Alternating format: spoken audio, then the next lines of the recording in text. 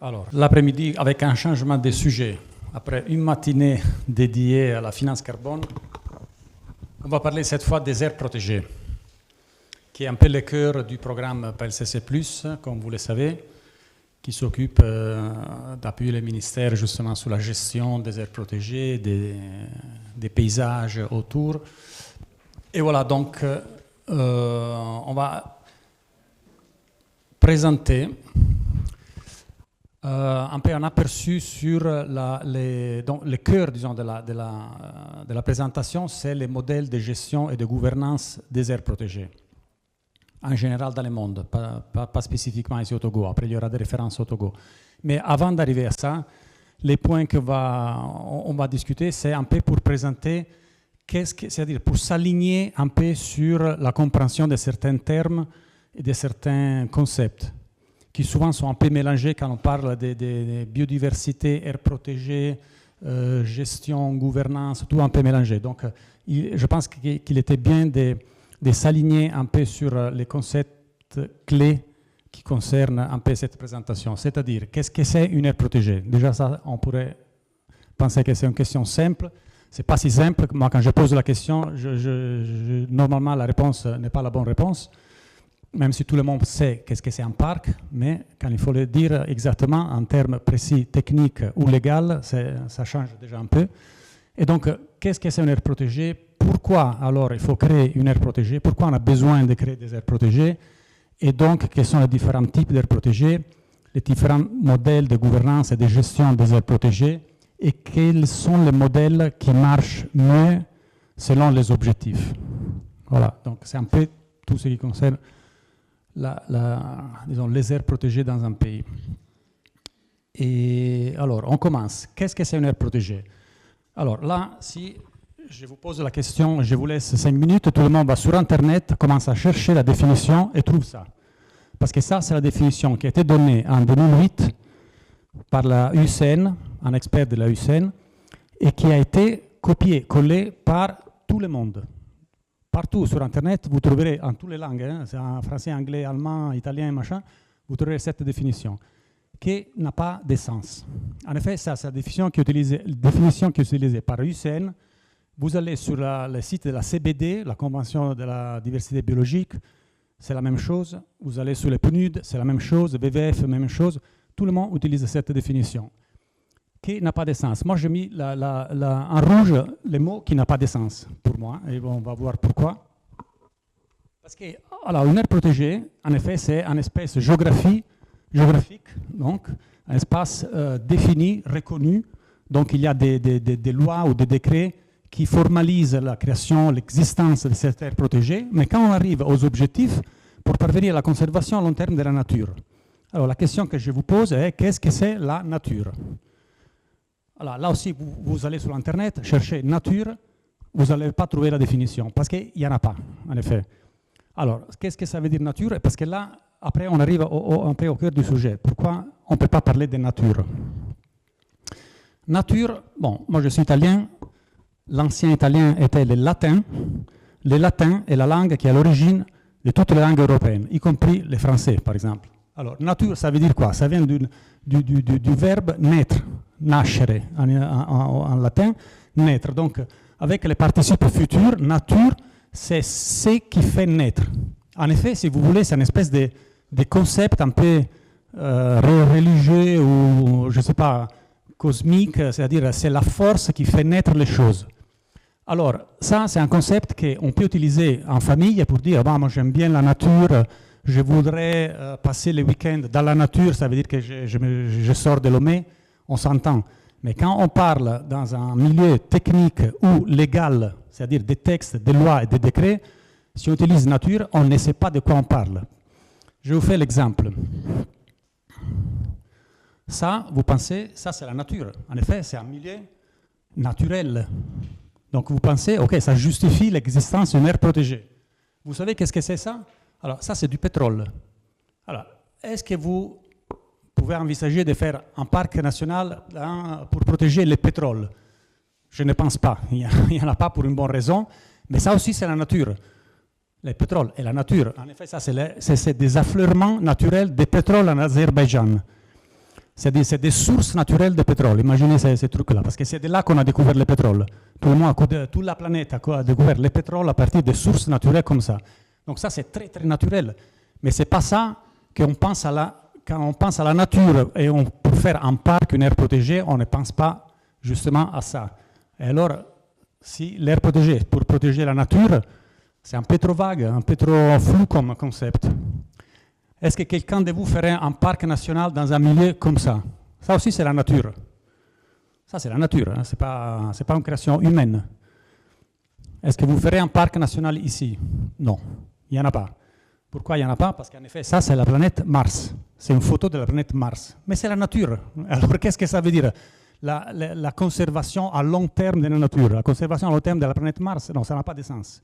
Techniquement, c'est trop vague. On ne peut pas utiliser ces termes parce que ça veut dire un peu tout et donc rien de précis. Et donc, on ne peut pas l'utiliser, surtout dans un contexte légal. Si vous voyez, les lois, en effet, ne parlent jamais de nature, pour une bonne raison, parce qu'en effet, les juristes, à un moment donné, se posent la question, la signification de chaque mot qu'ils mettent dans une loi, quand ils arrivent à nature, ils ne savent pas qu'est-ce que c'est, donc bon, ils changent les termes, mais autre chose, quoi, justement. Alors, les concepts clés, en effet, quand on parle d'air protégé, mais en général, disons, de tout ce que faisons nous dans notre travail, c'est écosystème. Alors, écosystème, c'est un concept très précis. Ça veut dire autre chose, ce n'est pas la nature, c'est écosystème. Avant d'arriver à la définition d'écosystème, quelques autres définitions.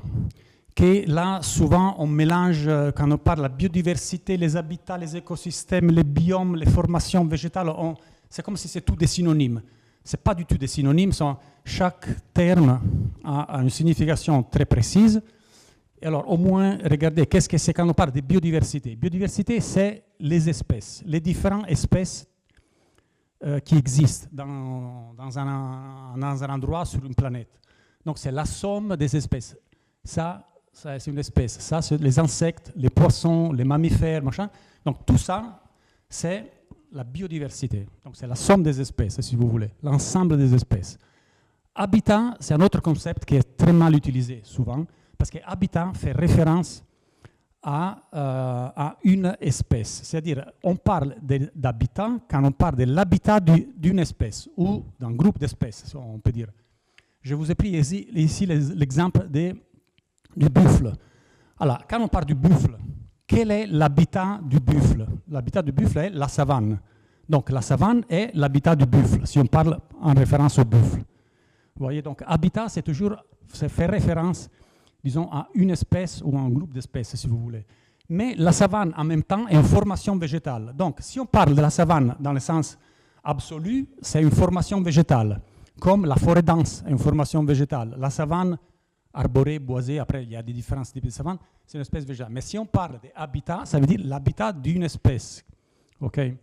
Donc ce n'est pas synonyme de biodiversité, de formation végétale, d'écosystème. Alors, écosystème, en revanche, ça c'est le mot-clé, parce que les écosystèmes, c'est l'ensemble des espèces et des relations entre les espèces et donc toutes les espèces et les milieux physiques. Donc, en effet, tout ça, c'est un écosystème. Les espèces, les relations entre eux, c'est ça le concept clé. Et les relations entre les espèces et les milieux physiques. Donc, l'atmosphère, la partie gazeuse, l'hydrosphère, la partie aquatique, la lithosphère, la partie, disons, minérale, si vous voulez, et l'énergie solaire qui est le moteur de toute la planète. Et en effet, l'écosystème, c'est ça que nous cherchons à protéger avec une aire protégée. Parce que la seule manière de protéger un écosystème, c'est de protéger un grand espace, sans l'exploiter, les modifier, les toucher. Si nous voulons protéger les espèces, et ça, on l'a fait plein de fois, on continue à le faire, en espèce, si on veut protéger l'éléphant en tant qu'espèce, on n'a pas besoin de mettre à côté 2500 km de phasao pour protéger l'éléphant. Il y en a 30 000 qui sont en Afrique du Sud. L'espèce est déjà protégée. Donc, ce n'est pas ça. On peut mettre des espèces, des plantes ou d'oiseaux, on l'a fait plein de fois, pour les sauver dans des jardins zoologiques, dans des élevages en captivité. Ça, c'est pour sauver les espèces. Et ça, donc, on peut le faire hors, disons, d'un espace naturel, disons comme ça, pour s'entendre. Mais les écosystèmes, la seule manière, c'est de créer des zones que nous, on appelons des aires protégées. Si on n'a pas de ces aires protégées, tous ces liens fonctionnels entre les espèces et les milieux physiques seront perdus. Et c'est ça qui donne, en plus, comme conséquence, les services écosystémiques, qui s'appellent écosystémiques parce que c'est les écosystèmes qui les donnent. Et les services écosystémiques, on peut les avoir seulement si on protège les écosystèmes. Et donc c'est pour ça, exactement pour ça, qu'on fait des aires protégées. Ce n'est pas pour s'amuser à voir les singes et les machins, parce que la diversité génétique, on l'a fait, on continue à le faire, on peut la protéger autrement. Mais les écosystèmes, c'est seulement les aires protégées. Alors, si on revient, pourquoi on doit créer une aire protégée? Ça, c'est la définition qu'on avait trouvée de la UCN, mais il faut dire des écosystèmes et des services écosystémiques et les valeurs culturelles associées, parce qu'il y a aussi les valeurs culturelles qu'on peut préserver seulement si on protège tout un écosystème. On ne peut pas sauver l'éléphant et après dire on a sauvé aussi toute la partie culturelle liée je sais pas, aux croyances sur les éléphants, les valeurs spirituelles des éléphants. Non, il faut les protéger dans leur milieu. Et donc, les écosystèmes et les aires protégées. Donc ça, c'est la définition, la correcte définition pour dire à quoi servent les aires protégées. Donc, il faut oublier, s'il vous plaît, la question de la nature, parce que ça ne sert pas à grand-chose. Alors, autre chose que souvent on fait un peu de confusion, c'est, parce que beaucoup de gens m'ont dit, les aires protégées, c'est un concept qui a été introduit au XXe siècle, c'est les Européennes qui ont imposé un modèle, tu vois, des aires protégées. Les aires protégées, c'est moderne, nous, on faisait autrement. Alors ça aussi, c'est pas vrai. Les aires protégées existent depuis toujours. Il y a disons, des documents qui confirment que, bon, dans un peu partout dans le monde, il y avait le concept de créer des aires protégées. Moi, j'ai pris quelques exemples comme ça éparpillés. En Inde, certainement, ça fait au moins 2000 ans qu'il existe des aires protégées traditionnelles. En Europe, ça fait des centenaires. En Afrique, ça fait aussi des centenaires. Il y a des exemples des pygmées Mbouti qui avaient une partie de leur forêt qui n'était pas touchée parce qu'ils savaient que c'était la zone protégée pour repeupler les zones qui étaient chassées par eux. Ou, si quelque chose qui vous est familier tous, le concept des forêts sacrées. Forêt sacrée, c'est une petite aire protégée, si vous voulez, pour des questions spirituelles, mais aussi fonctionnelles, parce que souvent, la forêt sacrée est liée, par exemple, à l'existence de certaines plantes médicinales ou d'une source d'eau, et ça, c'est un service écosystémique, donc c'est exactement une aire protégée. Alors, ce n'est pas 3000 km² la forêt sacrée, mais le concept est le même, et ça a existé depuis toujours. Pensez seulement au mot tapu, que dans les communautés du Pacifique, c'était exactement le même concept de, disons, forêt sacrée, aire protégée, zone réservée comme ça. Et c'est ce mot qui a donné, dans toutes les langues, presque toutes les langues de la planète, le mot tabou. Tabou, que ça veut dire on ne peut pas aller, on ne peut pas toucher, on ne peut pas faire. Ça vient du concept des aires protégées qui avaient été créées depuis des siècles, depuis toujours, par les communautés du Pacifique. Donc, le concept d'air protégée, c'est très ancien, parce que tout le monde Moi, personnellement, j'avais connu, j'étais en Guinée-Conakry, j'ai travaillé sur le parc du Haut-Niger, et il y avait une communauté de pêcheurs traditionnels qui était là depuis toujours. C'était eux les propriétaires, disons comme ça, entre guillemets, mais traditionnels, les légitimes au moins, des ressources halieutiques sur le fleuve Niger, sur le Haut-Niger, près des sources. Et eux-mêmes, c'était eux qui géraient, étaient les seuls qui pouvaient pêcher dans toute la partie du fleuve. Et même depuis toujours, ils avaient un système de mise en défense de certaines zones pour protéger les zones de reproduction, etc. etc. Ça, c'est des aires protégées. Ils avaient créé des aires protégées depuis toujours parce qu'ils avaient constaté que c'était nécessaire pour préserver les services écosystémiques liés à la pêche. Donc, les services écosystémiques du fleuve. Donc, ça, c'est que... Donc, après, c'est vrai qu'il y a, disons, les mouvements plus modernes des aires protégées. Quelque chose qui est né fin de 1800, début de 1900, oui. Et donc, c'est les mouvements modernes des aires protégées qui a amené au concept moderne, disons comme ça, d'aires protégées. Une fois que tout le monde s'est rendu compte qu'on était en train d'écraser tout ce qui était un peu les monts pas humains, et donc de perdre plein de paysages, des écosystèmes, d'espèces, donc ils ont créé de plus en plus des zones un peu plus grandes. Parce qu'avant, il y a quelques siècles, tout ce qui n'était pas humain était très vaste et la partie humaine était très petite. Maintenant, c'est l'envers. Et donc, on a pensé qu'il fallait élargir un peu l'espace. Donc, de la petite forêt sacrée, on est passé au parc national de 3000, 5000, 10 000 km². Et ça, c'est le mouvement un peu moderne. Mais l'idée, à la base, selon, disons, les continents, les pays, c'était toujours de préserver des espaces, des paysages pour leur beauté, pour leurs services, si c'était des forêts, ou pour des espèces de grands fonds qui étaient en train de disparaître. Et c'est ça, disons, ces mouvements qui a amené aussi à la création des déserts protégés que nous trouvons ici au Togo, un peu partout. Alors, on arrive à l'UICN, encore une fois. Donc, vous savez qu'est-ce que c'est l'UICN? C'est l'Union internationale pour la conservation de la nature. Donc, bien sûr, dans leur définition, ils voulaient mettre nature dans la définition d'air protégé parce que eux, c'est la conservation de la nature. Moi, j'ai travaillé pendant 5 ans avec l'UICN. Pendant 5 ans, j'ai discuté avec tous les gens qui étaient en Suisse, à Gland, au QG. Mais qu'est-ce que ça veut dire nature pour vous? Vous vous appelez conservation de la nature, vous ne savez même pas qu'est-ce que c'est la nature.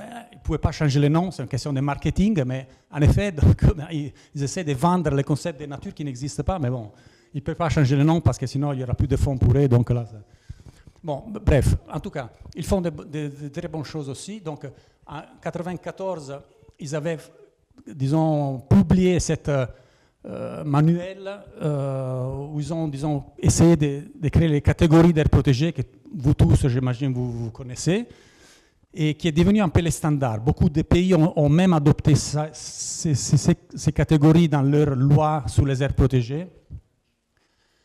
En gros, comme vous voyez, d'ici de 1 jusqu'à plus ou moins 3, c'est les aires protégées où il n'y a pas d'exploitation humaine, et d'ici là, c'est les aires protégées où il y a un certain niveau, plus ou moins, ça dépend des pays, des situations, un certain niveau d'exploitation.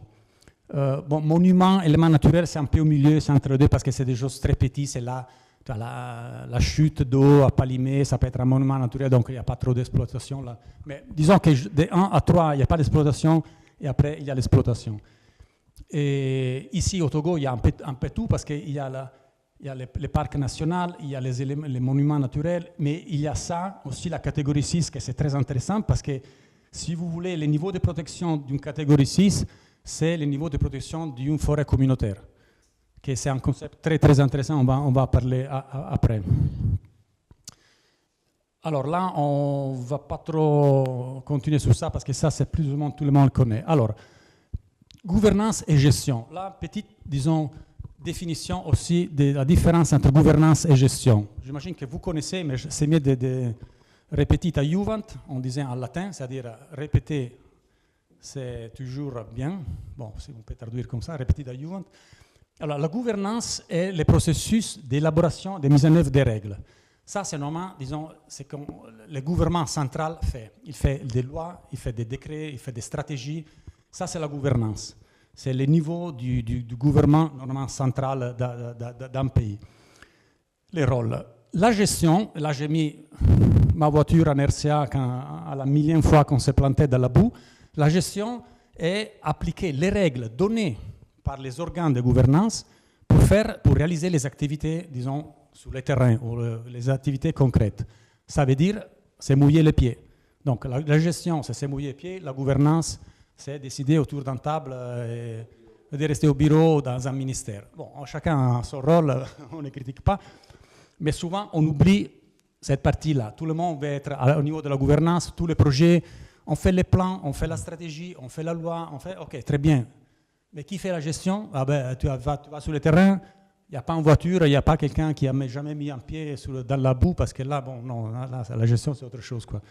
Alors là, c'est un peu important. Donc, c'est le rôle de gestionnaire des aires protégées. Donc, conservateur, équipe de gestion du parc, etc. Dommage qu'il n'y ait pas les conservateurs aujourd'hui, mais bon, nous, on parle tout le temps avec les conservateurs.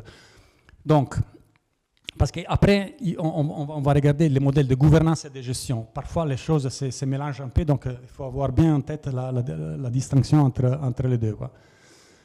Ok, donc si on peut résumer, la gouvernance fournit les cadres de prise de décision, la gestion traduit les directives en résultat, en action, quelque chose de concret. Alors, là, toujours USN, parce que là, ça, eux sont les masters à faire tout ce qui est les grands guidelines, ce qui n'est pas mal. En 2008, donc, ils avaient fait toujours autre publication pour dire quels sont les types de gouvernance d'aires protégées. Là, désolé s'il y a beaucoup de textes, mais il faut se concentrer un peu. Donc, en effet, il y a 4 types, A, B, C, D. Et il y a des sous-types. Alors, la gouvernance par le gouvernement, ça, c'est le gouvernement standard. Le gouvernement, donc ici, si vous voulez faire l'exemple concret du Togo, c'est les ministères, les MERF, gèrent les aires protégées. Ça, c'est eux qui font la gouvernance des aires protégées. C'est eux qui décident exactement ce qu'il faut faire, c'est eux qui planifient pour la gestion des aires protégées. Gouvernance par le gouvernement. Donc, normalement, c'est les ministères à niveau central, ou ça peut être à niveau, disons, régional, si vous voulez, ça dépend. Après, il y a la gouvernance partagée. Alors, parfois, le gouvernement, c'est-à-dire les ministères de l'environnement, disons comme ça, en général, dans n'importe quel pays, peut partager la responsabilité de la gouvernance avec une autre entité. Alors, il y a des rares cas où la gouvernance est transfrontalière, c'est-à-dire deux pays qui sont à côté se partagent la gouvernance. Alors, ici, par exemple, vous connaissez Fazao. De l'autre côté, il y a Kiabobo, au Ghana. Disons, si vous voulez, c'est un écosystème qui est contigu. Il y a une frontière, mais il n'y a rien, c'est la forêt au milieu là. Alors là, il y a des deux aires protégées qui sont d'un côté et de l'autre de la frontière, mais il n'y a pas de gouvernance partagée. Parce que le Ghana a la gouvernance de Kiabobo, le Togo a la gouvernance de Fazao. Il y a des rares cas dans lesquels les deux gouvernements se mettent d'accord et se partagent vraiment la gouvernance de l'ensemble des deux aires protégées. C'est rare, mais ça arrive. Donc ça, c'est la gouvernance partagée entre deux États.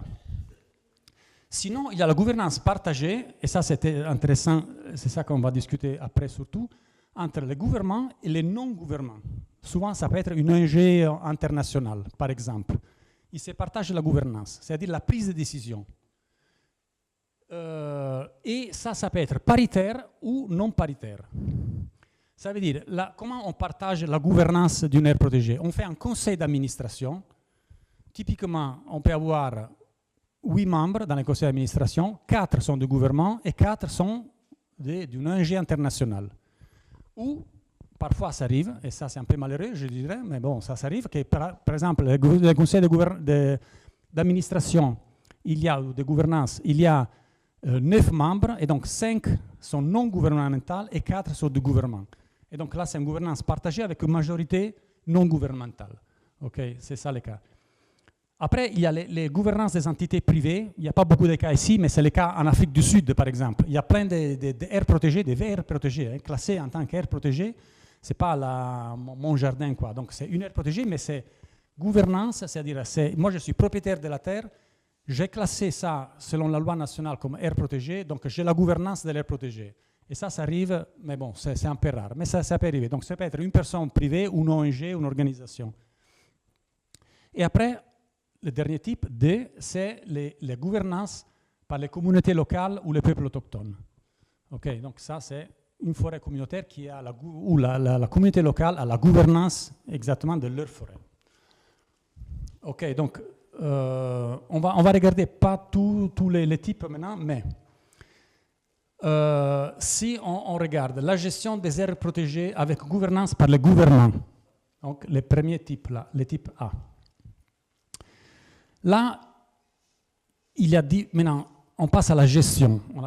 Ça, c'était la gouvernance, maintenant on parle de la gestion. La gestion, quand il y a la gouvernance par le gouvernement.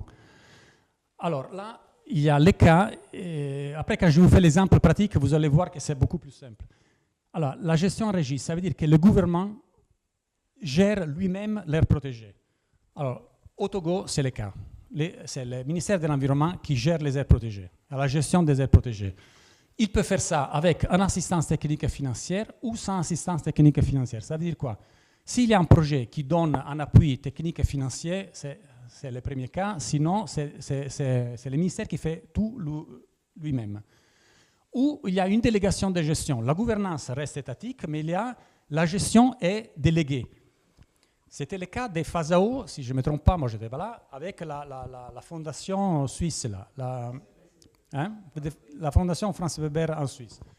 l'État avait toujours la gouvernance, mais pendant 25 ans, la gestion était déléguée à la Fondation Weber. La cogestion, ça c'est un autre concept qu'il faut clarifier là.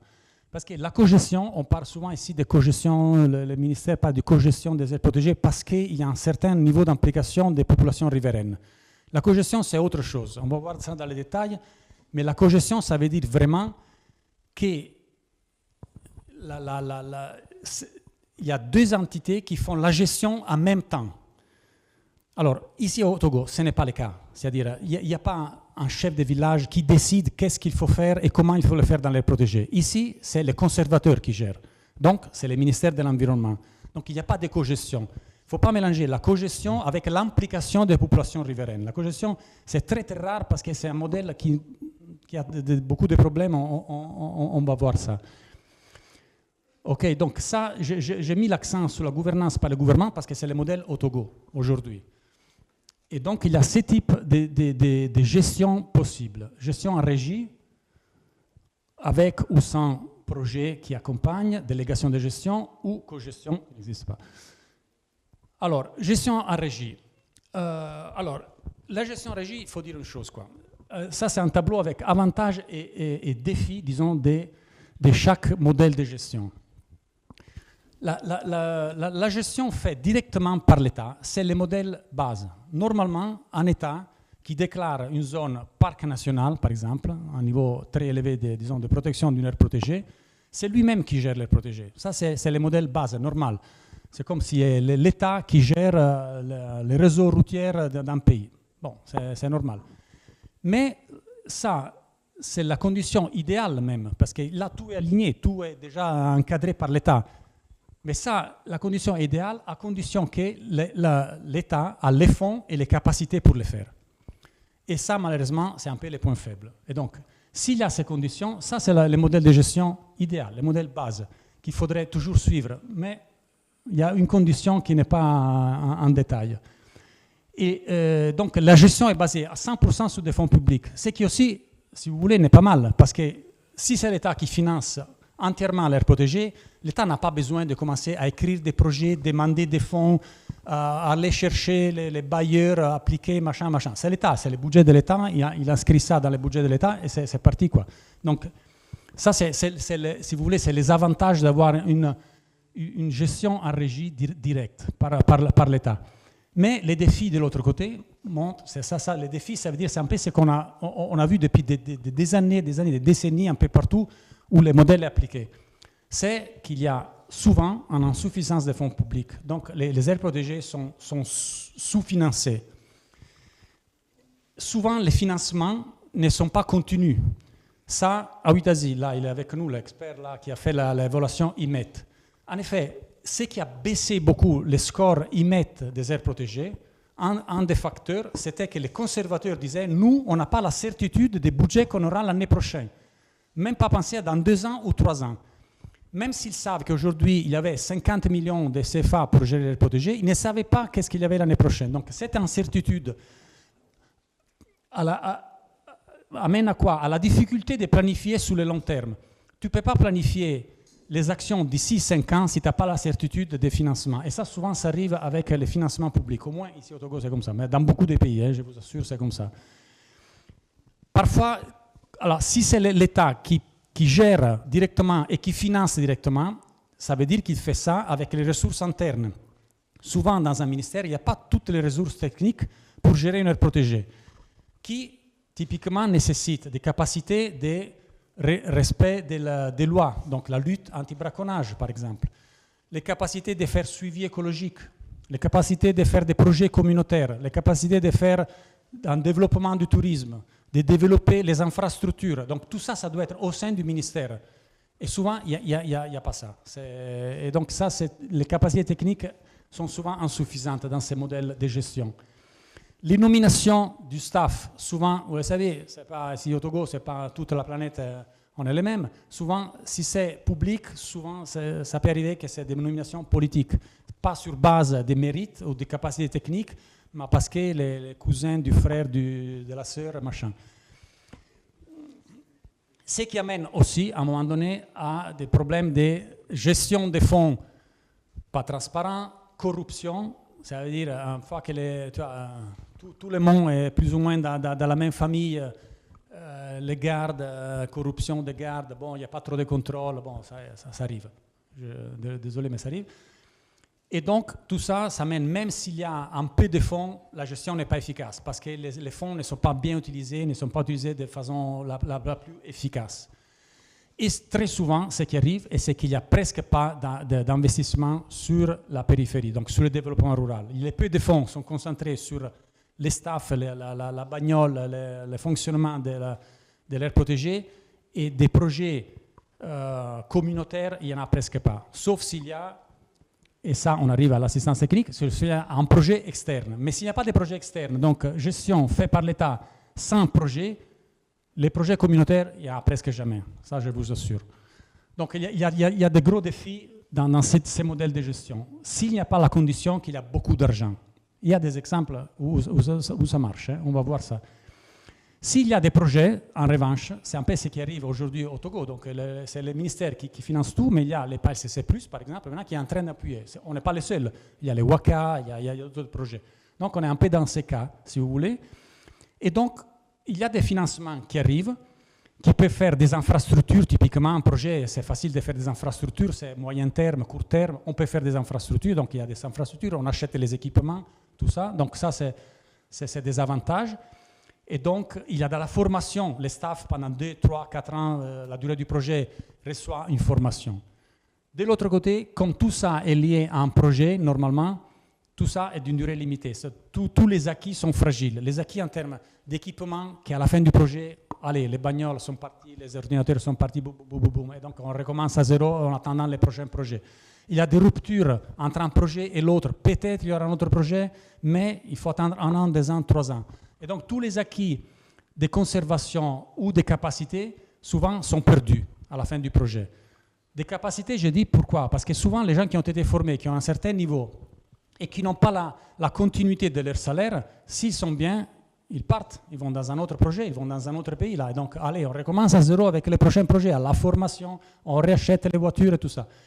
Ces modèles, c'est problématique. C'est mieux que rien, ça aide à gagner du temps, mais ça ne peut pas être un modèle, disons, de gestion à long terme des aires protégées, pour tous ces problèmes qu'on a vus là. Alors, les cas concrets où la gestion en régie a réussi ou il y a des échecs là. Les échecs, moi je mets etc. parce qu'il y en a plein. Je vous ai mis les pays où j'ai travaillé plus de temps, en Guinée, au Tchad, en RCA. Quand c'était l'État qui gérait, c'était la catastrophe. Les aires protégées étaient pratiquement abandonnées, voire vendues même par les agents même. Donc c'était même pire qu'il y avait l'État qu'en absence de l'État.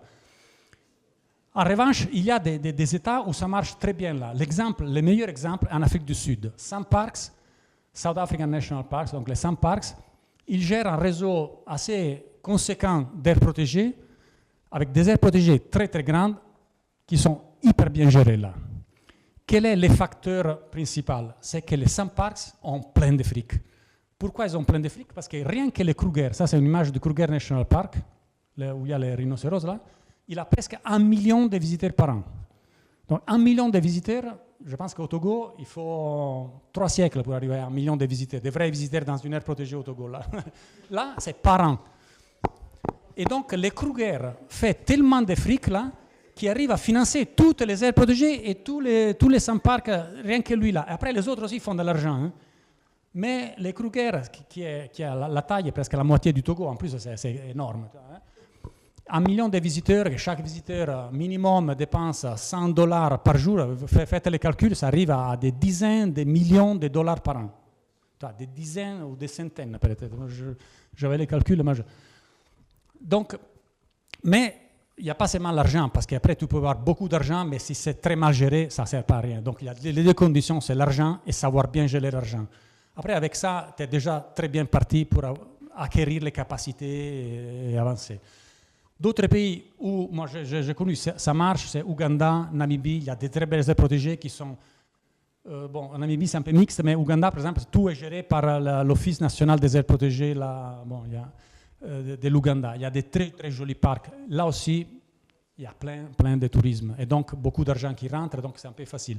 Mais ça veut dire que même avant le tourisme, moi j'étais là la première fois en 90 en Ouganda, la guerre civile était en train de terminer, donc le tourisme était presque zéro. Pourtant, les aires protégées étaient bien gérées, les staffs étaient là, il y avait des infrastructures, il y avait de l'équipement. C'est-à-dire l'État était organisé pour bien gérer ça. Après, avec la paix et tout, il y a beaucoup de tourisme qui arrivait, encore mieux là, ils ont augmenté. Donc, les deux modèles peuvent marcher, mais il y a des conditions un peu plus rares. Ça, il y a trop de... Moi, j'ai mis point parce qu'en effet, la majorité des cas, malheureusement, dans gestion en régie, c'est des échecs. Mais bon, ce n'est pas le modèle en soi-même qui est un échec. C'est souvent les conditions qui doivent être, qui viennent avec, qui ne sont pas remplies. C'est ça le problème. Alors, cogestion d'aires protégées. La vraie cogestion d'aires protégées, moi je connais un seul cas. Des cogestions où ils ont signé un contrat de cogestion d'aires protégées. Et ça ne marche pas, je vous dis tout de suite, quoi. Voilà, les avantages. Alors, la cogestion, c'est une espèce de gestion en régie, mais les projets qui accompagnent est impliqué dans la gestion, vraiment dans la prise de décision sur la gestion de l'aire protégée, ce qui est très rare. Mais ça arrive. Et donc, les avantages, c'est que les cogestionnaires amènent de l'argent. Souvent, tu fais un contrat de cogestion parce que lui, il amène quelque chose, parce que sinon, tu n'as pas intérêt, toi, État, de te mettre sous le dos à quelqu'un qui en plus... te bouffe l'argent à toi. Donc les co-gestionnaires couvrent une partie du budget et donnent des inputs techniques, souvent très, très intéressants, ce qui n'est pas mal. Les limites, c'est que souvent les contrats de co-gestion sont de court terme, 5 ans. Normalement, ça ne dépasse pas les 5 ans, au moins les cas que j'ai vus, mais c'était bon. Et c'est difficile de savoir, comme la gestion, et ça c'est vraiment la gestion, est partagée, tu n'as pas une personne qui est en charge de tout. Et donc, moi, je suis en charge de certaines activités dans l'aire protégée et l'autre est en charge de certaines activités. On essaie de communiquer, mais on n'est pas obligé de trop communiquer. Donc, parfois, c'est difficile vraiment de dire qui est en charge de cette aire protégée-là. Et c'est aussi l'excuse, parfois, de se dégager de certaines responsabilités. Et les fonds, souvent, c'est pourquoi la durée est limitée. Parce que les fonds... peut être lié à les co-gestionnaires et lié à un projet lui-même. Donc, tu vois, donc les fonds aussi n'est pas garanti la durée des fonds. Comme une partie échappe un peu de certains contrôles, donc encore une fois, nomination, corruption, nomination politique, les bailleurs n'ont pas trop de confiance. L'Union européenne, dans ces cas, dans le cas de la co-gestion, ne finance pas. Et donc, les acquis aussi de conservation peuvent être temporaires, fragiles. Les cas que je connais, c'est le cas d'une réserve au Tchad, une chose magnifique, un des plus beaux endroits de la planète, je vous assure. Ça fait la taille une fois et demi le Togo, la réserve. Hein. Tout ça, c'est le Tchad. Ça, c'est la réserve une fois et demi le Togo. Imaginez la taille de cette réserve-là, gigantesque. C'est 85 000 km², une fois et demi le Togo. Donc le Togo, c'est une tranche de cette réserve. Et qu'est-ce qu'ils ont fait là? La cogestion, ils ont signé vraiment un contrat de cogestion, disant ok, la cogestion, moi, on est les deux impliqués, on fait une espèce de comité mixte, villageois, gouvernemental, ONG, tout un peu mixte comme ça. Mais finalement, l'ONG, ils étaient là parce qu'ils ont fait une des choses plus belles que j'ai vues en termes de réintroduction, c'est-à-dire ils ont sauvé 3 espèces qui étaient en train de disparaître, ou disparues même. C'est-à-dire les espèces sahéliennes, les grandes antilopes. Ça, c'est la gazelle d'Ama, la dax et l'oryx. En effet, l'oryx, ça, c'est l'état de l'oryx, selon la liste rouge IUCN, éteint à l'état sauvage. N'existait plus. Ils ont réintroduit, maintenant, il y a des centaines, ils vont bientôt arriver à 1000 individus. Pendant 15 ans, ils ont retrouvé les animaux dans les zoos, dans les réserves, les machins un peu au Texas, les Émirats, les machins, ils ont ramassé un peu. Ils ont fait tous les croisements génétiques possibles. Il y a une population très très viable maintenant qui a été réintroduite ici dans la réserve, ici dans ces coins, exactement là.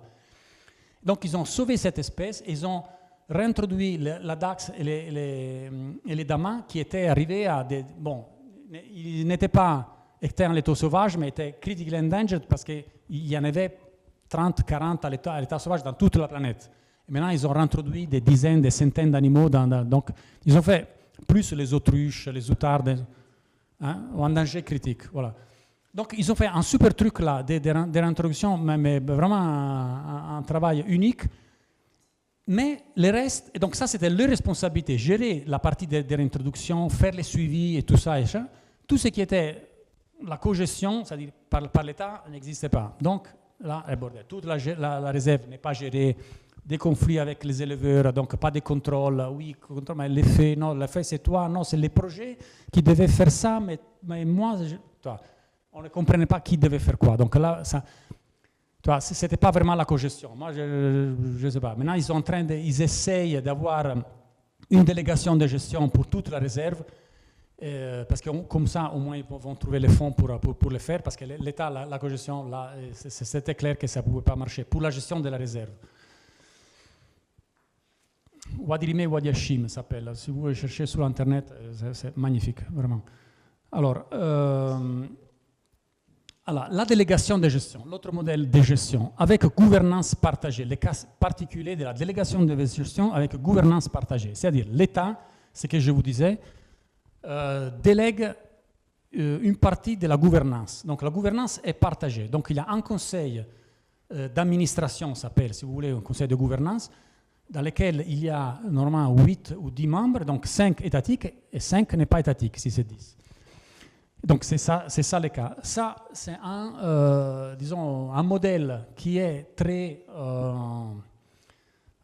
populaire, je dirais aujourd'hui, pour les raisons qu'on va voir après, parce qu'en effet, il délivre de très bons résultats, pour de bonnes raisons là. Alors, les avantages, gouvernance et gestion sont alignés, c'est-à-dire les gestionnaires fait partie aussi de la gouvernance de l'air protégé. Donc, alignement entre les décisions qui sont prises stratégiques sur l'air protégé et la réalisation des activités. L'opérateur s'engage à long terme. Typiquement, une délégation de gestion, c'est des contrats de 15, 20, 25 ans. Donc, ça peut arriver 30 ans, disons, en moyenne, disons, 20 ans renouvelables. Donc, c'est déjà long terme. Il y a une continuité des financements, parce que le budget, typiquement, est un mix public-privé. Donc, les délégataires, les gestionnaires qui fait les délégataires de la gestion, il prend aussi des fonds publics. Souvent, c'est l'Union européenne, ça peut être la KfW, la FD, machin. Mais il a beaucoup de fonds privés. Donc, s'il y a une rupture entre un projet et l'autre, lui, il est toujours là. Il y aura un peu moins d'argent, donc il va faire un peu moins d'investissement, mais il y aura toujours une continuité. Pendant 25 ans, toute la durée, il y aura une continuité des activités. Donc, une continuité des salaires, les staff est là, ils sont contents, ils peuvent se former, ils peuvent s'améliorer. Il n'y a pas toujours, dans 2 ans, mon contrat termine, est-ce qu'il y aura un autre projet, je me casse, je cherche quelque chose avec les PNUD, je machin. Non, là il y a une continuité. Ça c'est très très important, la continuité du budget là. Et donc il y a une efficience de gestion. Tu peux programmer sur le moyen et long terme, donc rendre les choses tout pour la gestion plus efficiente. Il y a un renforcement des capacités. Vous imaginez bien que quand les staff restent sur place pendant 20 ans à la fin, mais même après 5 ans ou 10 ans ou 15 ans de formation avec des professionnels, ils peuvent sortir de l'air protégé, aller gérer eux-mêmes une autre aire protégée du pays. Là. Et ça, c'est quelque chose que c'est vraiment sans valeur, quoi. Les capacités qui laissent un modèle de gestion comme ce type. Quoi. Une réduction de la corruption, parce que le gestionnaire, il a plein de redevabilité vis-à-vis des bailleurs. Donc, il fait des comptes rendus semestriels, annuels, des audits. Et donc, c'est très difficile qu'il y ait des recupérations, normalement il n'y en a pas. Et donc les bailleurs, pour la même raison, ont confiance. Et pour la raison qu'il y a confiance, le budget augmente. Ou les aires protégées qui ont commencé à avoir une délégation de gestion, vu leur budget qui était 1 million, 50 millions, 100 millions de CFA, du coup, boum, c'est passé à 1 milliard, comme ça. Parce que les bailleurs ont la confiance. Ils savent que l'argent est bien géré, ils savent qu'il y a des résultats. Et ce n'est pas seulement le budget pour l'air protégé, mais souvent, c'est le budget pour le développement communautaire. Donc, il y a plein d'argent qui est investi en périphérie de l'air protégé, dans les villages riverains. Et donc, il y a une dynamisation, je vais vous porter un exemple concret, de l'économie locale et un développement de l'écotourisme. Bien sûr, parce que le modèle là est, moi j'essaie de développer l'air protégé de manière à réduire la nécessité de demander l'argent aux bailleurs. Parce que j'ai fait la promotion de l'écotourisme et l'écotourisme finance lui-même la gestion de l'air protégé. Comme ça, j'ai moins besoin, je suis moins dépendant des bailleurs. Tout ça, c'est les avantages. Les défis, il y en a, c'est que souvent, il y a la frustration au sein de l'administration. Et ça, ça arrive surtout quand le conseil de gouvernance est non paritaire. Il y a des pays où c'est arrivé, moi je pense que c'était une faute, c'est-à-dire l'ONG qui avait la délégation de gestion demandait d'avoir la majorité dans les conseils de gouvernance. Et là, à un moment donné, ça crée des frustrations, justement, je trouve. Donc là, il faut éviter cette faute, quoi. Et ça peut arriver qu'il y a une interruption non programmée. On fait des investissements, on fait des programmes et tout. Après, le gouvernement décide, sans avoir une stratégie de sortie, OK, on arrête la délégation de gestion, vous dégagez, on fait nous-mêmes. Malheureusement, pour quelques raisons que je ne sais pas, c'est arrivé avec la Fondation Weber. Ils sont partis comme ça, et du coup, Faso, bon, s'est trouvé nu. Et là, on a perdu tous les acquis qu'ils avaient gagnés pendant les 25 ans donc là, souvent, quelle est l'idée d'une délégation de gestion? Ce n'est pas pour toujours. On peut faire pendant 25 ans. Après, s'il y a les capacités ont été acquises, l'État octroyé ou le gouvernement est fiable, donc peut recevoir des fonds. Donc ils ont les capacités, ils ont les fonds, on arrête la délégation de gestion. L'opérateur part et c'est l'État qui prend la relais. Ça, c'est idéal. Tu vois. Mais il faut les programmer. Si on fait comme ça, on risque de perdre tous les acquis, tous les avantages de ces modèles, quoi. Je vous présente un cas concret. Ça, c'est le parc national des Zakouma, au sud du Tchad. Ça, c'est toujours le Tchad. Ça aussi, bon, c'est plus petit. Hein. C'est pas comme le Togo, ça. C'est pas l'autre réserve, mais c'est quand même seulement le cœur du parc, 3000 km². Alors, ça, je vous montre là. Les flèches rouges, c'est l'entrée, l'arrivée de l'opérateur African Parks, dans ce cas, qui a pris la délégation de gestion. Et ça, c'est le comptage, ça, c'est des girafes, et ça, c'est des buffles. Alors, il y avait, à un moment donné, une crise de braconnage à partir de 2007-2008. 2007, il n'y a pas eu de comptage parce qu'il y avait une espèce de guerre civile au sud. Et il y a eu une crise de braconnage. Donc, il y a eu une chute verticale de toutes les espèces animales. Et avec l'arrivée de l'ONG, ça, les espèces ont commencé à reprendre. C'est-à-dire qu'ils sont réussi à renverser la tendance négative. Et ça, c'est pour les autres espèces. Regardez, le point rouge, c'est l'arrivée de l'opérateur. À partir de l'année d'arrivée de l'opérateur, ça, c'est le nombre d'individus pour chaque espèce qui a augmenté. Parce que la gestion s'est améliorée. Et ça, c'est le nombre d'éléphants qui à ce niveau était 4000. Ils sont arrivés à 400. Et ils ont réussi à arrêter, et ça c'était le plus compliqué parce que l'éléphant, il y avait des intérêts, il y avait tous les Soudanais qui arrivaient, les Darfour et machin, pour taper sur les éléphants. Ils ont réussi à arrêter et même renverser la tendance, donc faire augmenter la population d'éléphants. De l'autre côté de la frontière, où j'étais avant de travailler au Tchad, d'ici, ils ont eu la même tendance parce que c'était la même population, donc les Soudanais arrivaient ici et tapaient les éléphants à droite, à gauche. Ici, ils sont arrivés à 0. Et de l'autre côté, grâce à l'arrivée de l'opérateur, bon, ils ont réussi à sauver la dernière population d'éléphants. De l'autre côté, qui n'avait pas l'opérateur, il n'y a plus d'éléphants. Ils ont trouvé maintenant une dizaine ici, mais bon, il n'y a plus d'éléphants. Et là, je vous dis, en Afrique centrale, en RCA, au nord de la RCA, on est parti de 35 000 éléphants en 90. 35 000.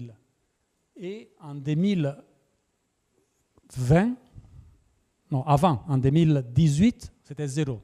Donc, ils ont tapé 35 000 éléphants en 25 ans. Imaginez. Et ça, c'était la gestion étatique des parcs. Il y a plein de parcs ici. Hein. Ça, c'est les parcs nationaux. Donc, pour vous dire là. Alors, en termes des avantages de la délégation de gestion, toujours Zakouma, ça c'est l'exemple que je connais mieux, l'impact économique. Ça, c'est l'exemple pour avril 2025. Moi, je reçois encore les bulletins officiels qui sont envoyés au ministère chaque mois. Ça, c'est l'impact économique sur l'économie locale de l'opérateur. 303 employés nationaux full-time. Ça veut dire 300 familles qui gagnent grâce à la présence du parc payé par l'opérateur. Ça veut dire des milliers de personnes. Vous savez, la famille, là, c'est milliers de personnes au total. Ça, c'est 100 millions de CFA de salaires donnés chaque mois, hein, le mois d'avril. Et 430 millions de CFA dépensés localement pour des projets communautaires ou pour des dépenses locales, pour les achats et tout. Ça, c'est le volume économique qui est généré par la présence du parc et de l'opérateur qui a reçu plein d'argent pour gérer, très bien, moi je dirais, les parcs. Ça, c'est l'exemple, c'est le lycée, c'est le meilleur lycée de toute la province. C'est le lycée qui a été construit par le parc à l'entrée du parc. Et après, bon, j'ai pris un exemple des projets communautaires, agriculture, mais il y en a plein, et infrastructures, etc. Donc regardez l'impact, ça c'est énorme, hein. Ça c'est chaque mois. Alors la gestion communautaire, ça aussi c'est un très joli modèle. Il y a des avantages et des défis là aussi. Bon, comme vous pouvez imaginer, les avantages, c'est que l'implication directe des populations, bon, c'est la gestion, c'est communautaire, donc ça c'est déjà très bien, parce que souvent, ça c'est un gros problème, on va voir après, le fait que les populations ne sont pas impliquées, et qu'ils ont donc une bonne connaissance du terrain, des costumes, locaux, la propriété collective des ressources, les revenus directement, tous les revenus sont directement donnés à la communauté, parce que c'est eux-mêmes qui gèrent, donc c'est eux qui gèrent les revenus directement, ce qui est très bien. Donc création directement d'emplois, eux-mêmes ils s'emploient, ils gèrent, donc les revenus servent aussi à payer leur salaire, et donc préservation des cultures locales, et normalement ça coûte beaucoup moins cher une gestion communautaire qu'une gestion faite par l'État ou par un opérateur. Les défis, malheureusement, c'est les défis que nous connaissons dans une gestion communautaire. Souvent, il n'y a pas les capacités. Il n'y a pas les capacités, par exemple, de tout ce qui est l'administration, la comptabilité ou des capacités techniques. Donc, ça amène à une dépendance des communautés, des projets, des ONG qui viennent là un peu pour appuyer en bonne foi ou en mauvaise foi les communautés locales. Souvent pour des profits un peu pas trop clairs. Et ils n'ont pas de connaissances juridiques. Souvent, c'est la question foncière est un peu délicate parce qu'ils ne savent pas trop. Et donc, est-ce que j'ai les droits complets? Donc, le droit foncier n'est pas sécurisé. Et donc, des difficultés de gouvernance, aussi des frictions au sein de la communauté parce que tout le monde voudrait être un peu dans la gouvernance, mais souvent, c'est une petite élite qui fait la gouvernance. Est-ce que l'élite fait vraiment une bonne gouvernance ou pas?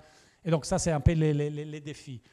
Mais en principe, ça serait un modèle très, très intéressant qu'il faudrait trouver une manière de développer plus ici. En effet, c'est ça qu'on est en train de faire aussi avec les PLCC+.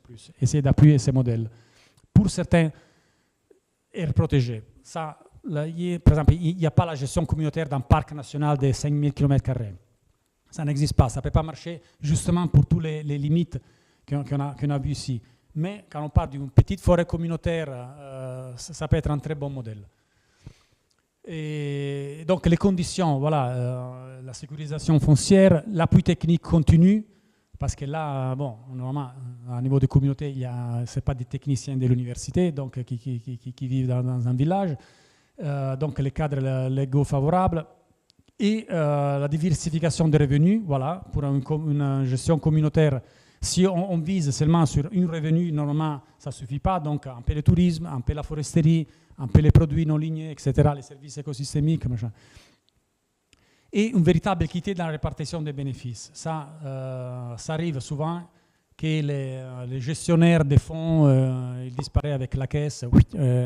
Donc là, ça arrive. Alors, on arrive vers la fin. Hein. Il y a des facteurs contextuels. Là, je voulais faire un petit détour pour dire qu'on parle de gestion et de gouvernance qui sont clés pour la bonne réussite d'une aire protégée. Mais il y a aussi des facteurs contextuels qui ne relèvent pas strictement de la gestion et de la gouvernance, qu'il faut tenir en compte. Parce que souvent, on dit bon, l'aire protégée là, ne délivre pas beaucoup de résultats. Ce n'est pas souvent ou pas toujours la responsabilité de la gestion et de la gouvernance.